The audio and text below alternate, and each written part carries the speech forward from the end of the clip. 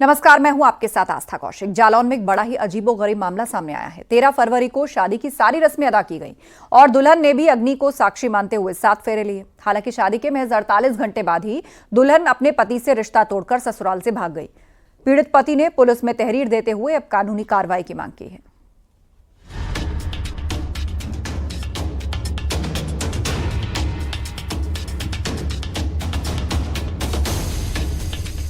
उत्तर प्रदेश के जालौन जिले में एक बड़ा ही अजीबोगरीब मामला सामने आया है। यहाँ पर 13 फरवरी को शादी की सारी रस्में अदा की गई और दुल्हन ने भी अग्नि को साक्षी मानते हुए 7 फेरे लेते वक्त पति के साथ जीने मरने की कस्में खाई। हालांकि शादी के महज 48 घंटे बाद ही दुल्हन अपने पति से रिश्ता तोड़कर ससुराल से फरार हो गई। पीड़ित पति के मुताबिक उसकी पत्नी अपने प्रेमी के साथ रहना चाहती है। पीड़ित पति ने भी पुलिस में तहरीर देते हुए कानूनी कार्रवाई की मांग की है। केता नाम की लड़की से हुई है, वो रहने वाली उस छोटी सुरावली की है। 14 तारीख को मेरी विदाई होके आई है। नाटक नौटंकी करने लगी है वो घर पे आके कि ऐसा कर लूँगी वैसा कर लूँगी। प्रेमी का नाम आने लगा सामने हैं। वो फिर मैंने माँ को बुलाया, माँ के साथ पंचायत के सामने वो चली गई है। इसमें मैंने 112 नंबर डाल करके थाने में इत्तला दी है, प्रार्थना पत्र भी दिया है सर। दरअसल जालौन के कुठौन थाना क्षेत्र के रहने वाले लक्ष्मीकांत का विवाह क्षेत्र के गांव छोटी सुरावली की रहने वाली निकिता नाम की लड़की से 13 फरवरी को हुआ था। शादी की सभी रस्में विधि विधान से संपन्न हुई और 7 फेरे लेने के बाद 14 फरवरी को विदा कराने के बाद लक्ष्मीकांत के साथ नई नवेली दुल्हन निकिता अपने ससुराल पहुंची। यहाँ पर उसने शनिवार की रात को सुहागरात के मौके पर ही पति लक्ष्मीकांत से विवाद शुरू कर दिया। पति से कहने लगी कि उसके साथ न रहकर अपने प्रेमी के साथ रहेगी। फिर अगले दिन पत्नी अपनी मां के साथ भाग गई। Bureau report, news 18। झांसी में जान को जोखिम में डालकर सफर करने का एक वीडियो वायरल हो रहा है। पुलिस ने चेकिंग के दौरान जब एक ऑटो को रोका तो उसमें 2 से 4 सवारी नहीं बल्कि पूरी 19 सवारी ऑटो के अंदर बैठी मिली। फिर क्या था, पुलिस ने ड्राइवर को नियम का पाठ पढ़ाया और ऑटो को सीज कर दिया।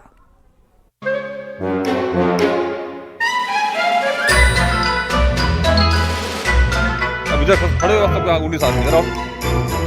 1 2 3 4 5 6 7 8 9 10 11 12 13 14 15 16 17 18 19। क्या देखो, पूरी फौज। जी हाँ, 4 सवारियां बैठाने वाले ऑटो में ड्राइवर को मिलाकर 19 सवारी। ये वायरल वीडियो झांसी के बरुआ सागर का है, जहां एक ऑटो ड्राइवर ने नियमों की धज्जियां उड़ा दी। ऑटो के अंदर 4 सवारियां ही बैठा सकते हैं, मगर 19 सवारियों को ऑटो के अंदर जानवरों की तरह ठूस रखा था। सड़क पर सरपट दौड़ रही ऑटो को गश्त कर रहे एक दरोगा ने रुकवाया तो पता चला कि ऑटो ड्राइवर ने नियमों की धज्जियां उड़ाकर लोगों की जान जोखिम में डालकर रोजाना वो इसी तरह ऑटो चलाता है। जब ऑटो से 19 सवारी बाहर उतरी तो दरोगा भी हैरान रह गए। 15 फरवरी की रात्रि में थाना बरुआ सागर पुलिस द्वारा चेकिंग की जा रही थी। इसमें एक ऑटो पकड़ा गया है जिसमें 19 सवारियां भरी हुई थी। ऑटो चालक के विरुद्ध विधिक कार्रवाई की जा रही है।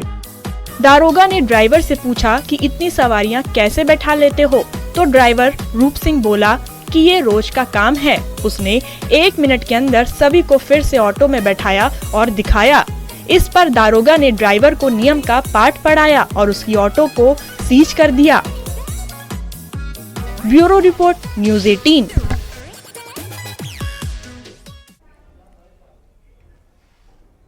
दिल्ली एनसीआर में सुबह भूकंप के तेज झटके महसूस किए गए। 5:36 पर भूकंप आया। रिक्टर स्केल पर इसकी तीव्रता 4.0 मापी गई।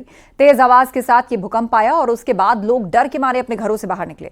बताया जा रहा है कि दिल्ली में धौला कुआं के पास भूकंप का केंद्र था और जमीन से 5 किलोमीटर नीचे इसका केंद्र था।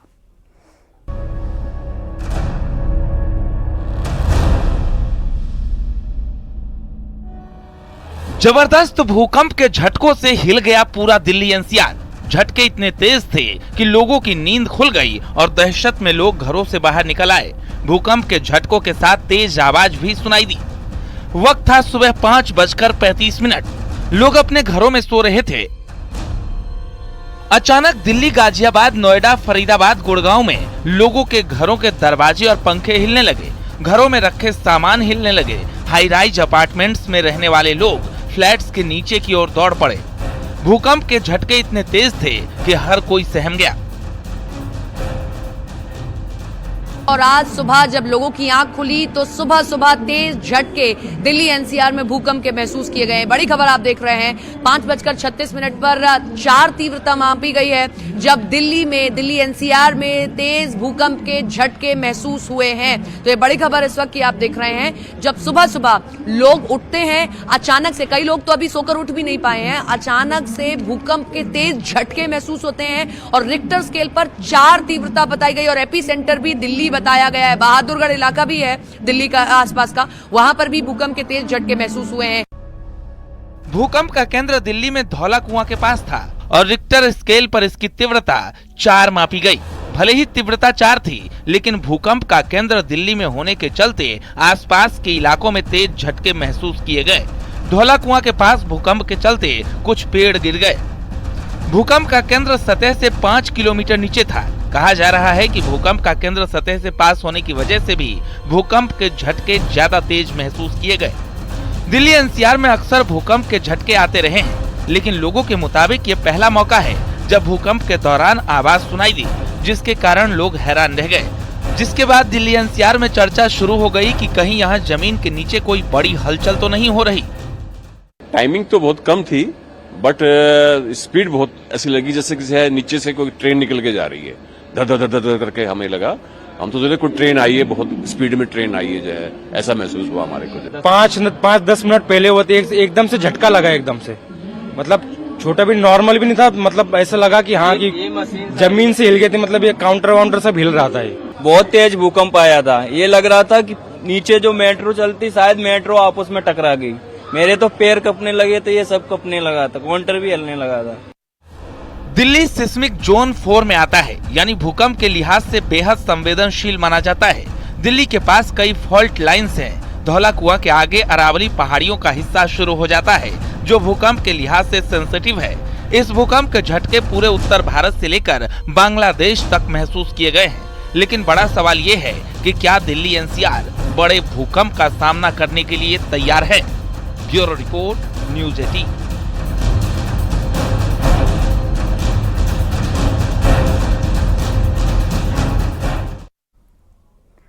उत्तरकाशी में एक महीने में 11 बार भूकंप के झटके आ चुके हैं। उत्तरकाशी के इलाके में बार बार आ रहे भूकंप के झटके क्या किसी बड़े खतरे का संकेत हैं? वैज्ञानिकों का कहना है यह स्पष्ट नहीं है, लेकिन इतना जरूर है कि उत्तराखंड बड़े भूकंप के मुहाने पर खड़ा है, खासतौर पर कुआऊं रीजन। देखिए रिपोर्ट।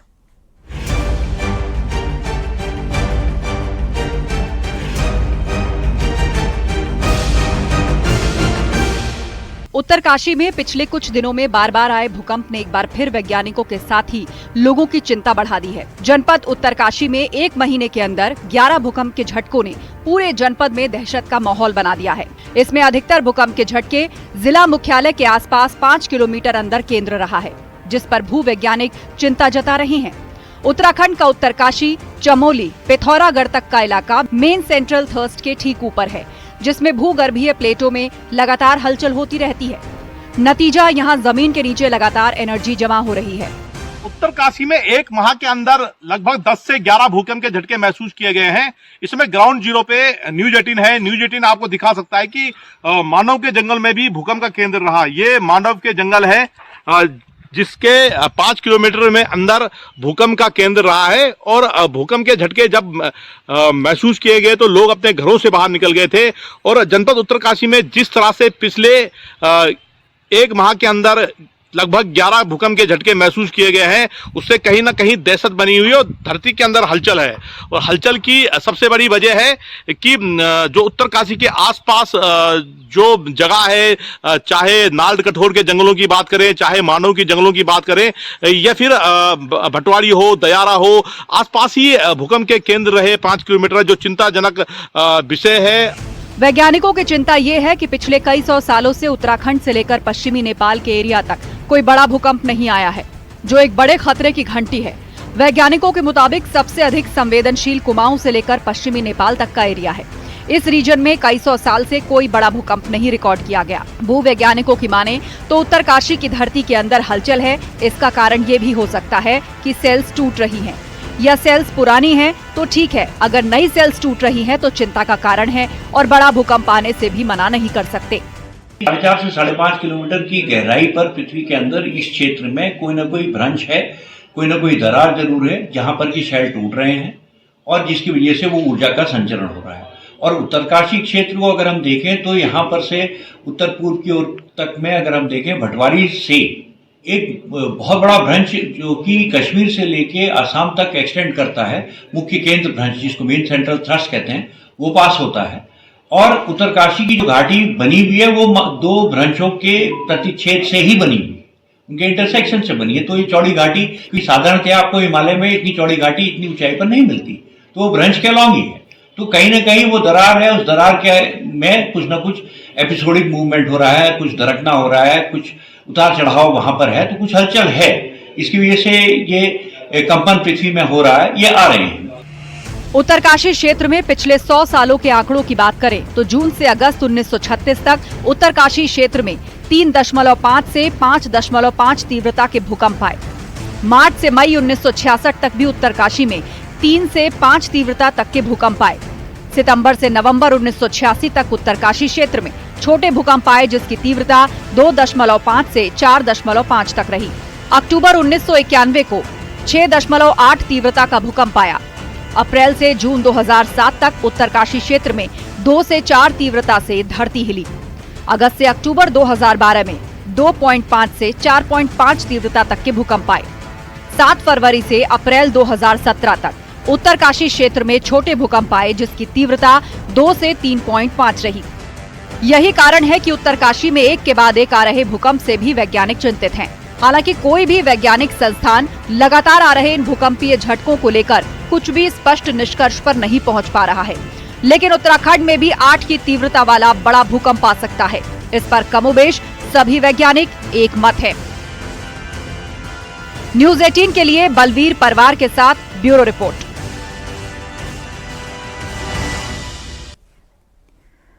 इंडियाज गॉट लेटेंट पर जारी विवाद के बीच समय रैना ने मुंबई पुलिस के साइबर सेल से वीडियो कॉन्फ्रेंसिंग के जरिए पूछताछ में शामिल होने की इजाजत मांगी है, जिसे रिजेक्ट कर दिया गया है। साइबर सेल के नोटिस के मुताबिक समय रैना को कल यानी कि 18 फरवरी को पूछताछ के लिए साइबर सेल के ऑफिस पहुंचना है। उधर शो में शामिल अपूर्वा मखीजा और समय रैना आज वीडियो कॉन्फ्रेंसिंग के जरिए राष्ट्रीय महिला आयोग के सवालों के जवाब देंगे और राष्ट्रीय महिला आयोग ने पेश होने के लिए रणवीर इलाहाबादिया को भी नोटिस दिया है, लेकिन उनकी पेशी को लेकर अभी कोई जानकारी सामने नहीं आई है। बच्चे को 16 करोड़ रुपए का इंजेक्शन चाहिए, 2 महीने का। 2 महीने के बच्चे का मजाक उड़ाते समय रैना का ये वीडियो ऐसे समय पर वायरल हुआ है जब उनके शो इंडियाज गॉट लेटेंट को लेकर के पहले ही विवाद छिड़ा हुआ है। इस वीडियो में वायरल होने से समय रैना और उनके शो में इस्तेमाल होने वाले कंटेंट एक बार फिर से सवालों के घेरे में है। वायरल वीडियो में समय रैना 2 महीने के एक बच्चे की बीमारी का मजाक उड़ाते दिख रहे हैं। इंजेक्शन चाहिए, 2 महीने का। समय रैना के शो इंडियाज गॉट लेटेंट में यूट्यूबर रणवीर इलाहाबादिया ने विवादित बयान के बाद दोनों के खिलाफ एफआईआर दर्ज हो चुकी है। समय रैना फिलहाल विदेश में है और पूछताछ में शामिल होने के लिए वक्त मांग रहे हैं, जबकि रणवीर इलाहाबादिया से पूछताछ के लिए मुंबई पुलिस उनके घर तक जा चुकी है, लेकिन वो घर पर नहीं मिले। इस बीच रणवीर इलाहाबादिया ने एक बयान जारी किया जिसमें उन्होंने कहा कि उन्हें और उनके परिवार को जान से मारने की धमकी मिल रही है, जिसके बाद वो काफी डरे हुए हैं। हालांकि उन्होंने दावा किया कि वो और उनकी टीम जांच में पुलिस का सहयोग कर रही है, वो जांच से भाग नहीं रहे हैं। इसके साथ ही उन्होंने कहा कि उन्हें पुलिस पर और अपने कानून पर पूरा भरोसा है। जबकि बीजेपी नेता और उत्तर प्रदेश महिला आयोग की उपाध्यक्ष अपर्णा यादव ने सरकार से मांग की कि अमर्यादित भाषा का प्रयोग करने वाले स्टैंड अप कॉमेडी शो को अनुमति नहीं मिलनी चाहिए। उनके कई सारे शोज में मैंने ये देखा है कि वह काफी अश्लील कंटेंट डालते हैं और जो है मैं समझती हूँ कि ये सारे कंटेंट पे यूट्यूब से गुजारिश है कि ये बैन लगाएं, प्रदेश सरकार से है कि उनके शो पर बैन लगाया जाए और डीजीपी महोदय से है कि ऐसे शोज फ्यूचर में उनको परमिशन ही ग्रांट ना करी जाए कि इस तरीके के शोज हों। चौथी बात मैं ये कहूँगी कि भारत सरकार भी इसका संज्ञान ले। इंडियाज गॉट लैटेंट से शुरू हुआ ये विवाद फिलहाल खत्म होता नहीं दिखाई दे रहा, क्योंकि सवाल सिर्फ एक विवादित टिप्पणी का नहीं बल्कि सोशल मीडिया पर बेलगाम होते कंटेंट का है।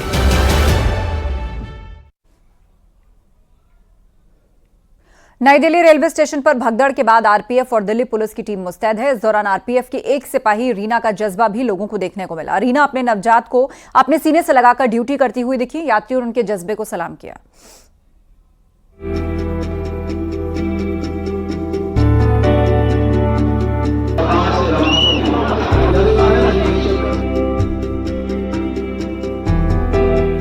फरवरी शनिवार को नई दिल्ली रेलवे स्टेशन पर भगदड़ मच गई और इस हादसे में 18 लोगों की जान चली गई। इस बीच रेलवे प्रशासन पूरी तरह से अलर्ट हो गया। ऐसे में नई दिल्ली रेलवे स्टेशन से एक तस्वीर ऐसी आई है जिसे देखते ही लोगों को एक मां का कर्म और फर्ज याद दिला दिया।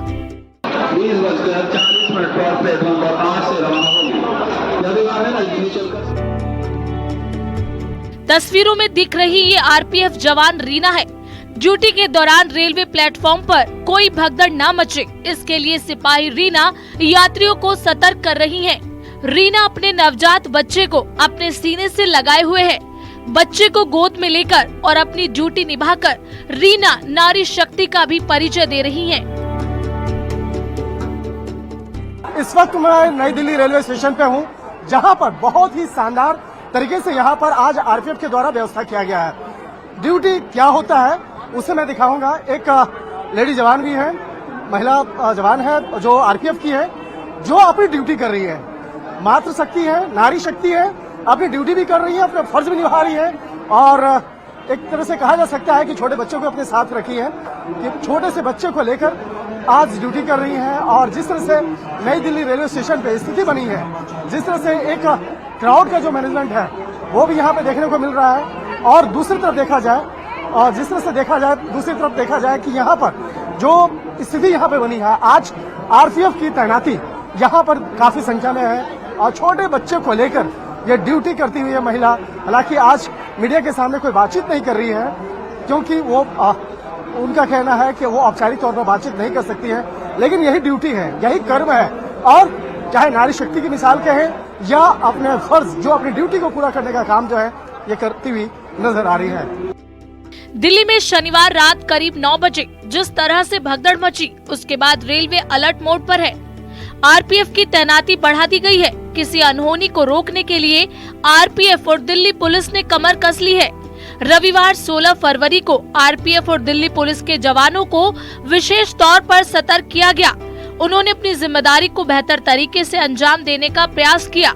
ऐसे में एक ऐसी महिला आरपीएफ जवान जो डबल ड्यूटी निभा रही है, एक मां की और दूसरी अपनी नौकरी की। Bureau report, news 18।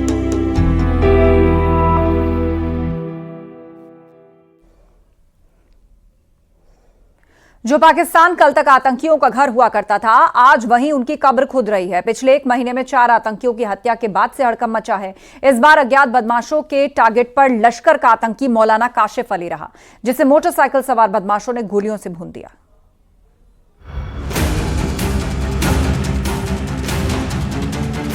नए साल में पाकिस्तान में आतंकियों की मौत एक पहेली बन गई है। पाकिस्तान में नापाक इरादा रखने वालों को उनके ही घर में 2 गज जमीन नसीब हो रही है।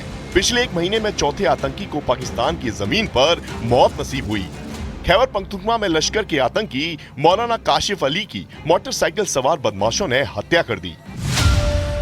काशिफ अली लड़कों का ब्रेन वॉश कर उन्हें आतंकी संगठन में भर्ती कराता था।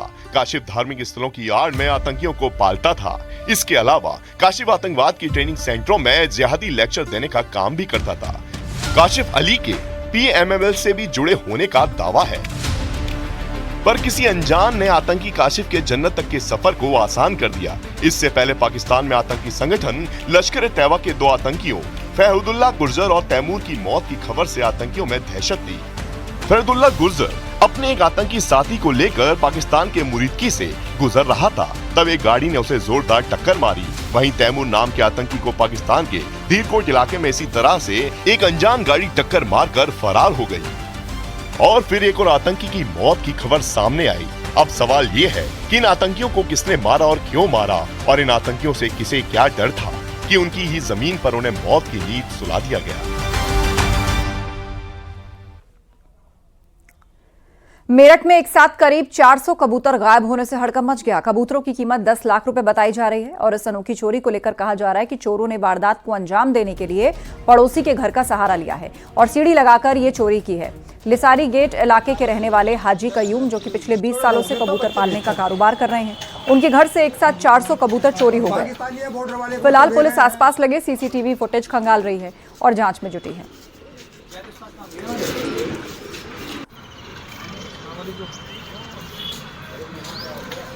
देखिए, थाना लिसाड़ी गेट पे लिसाड़ी गांव पड़ता है, वहाँ पर एक हाजी कयूम नाम के व्यक्ति हैं। इनके द्वारा एक तहरीर दी गई है, उसमें इनके द्वारा बताया गया है कि इनके पास करीब 400 कबूतर थे, वो किसी ने चोरी कर लिए हैं। इस पूरे मामले की पुलिस द्वारा जांच की जा रही है। जांच में जो भी तथ्य सामने आएंगे उसके अनुसार इसमें आवश्यक विधि कार्रवाई की जाएगी।